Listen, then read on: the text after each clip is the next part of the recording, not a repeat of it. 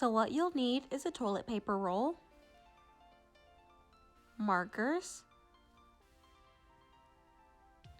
and a pair of scissors. So first, take your toilet paper roll and color the entire roll whatever color you want. Today I chose blue. Great job! Now take another marker and draw your octopus's face.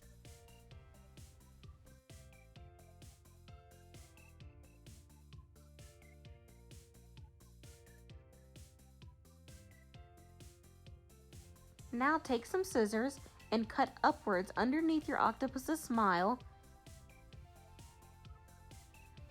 and lift his leg. You're going to do this all around the toilet paper roll.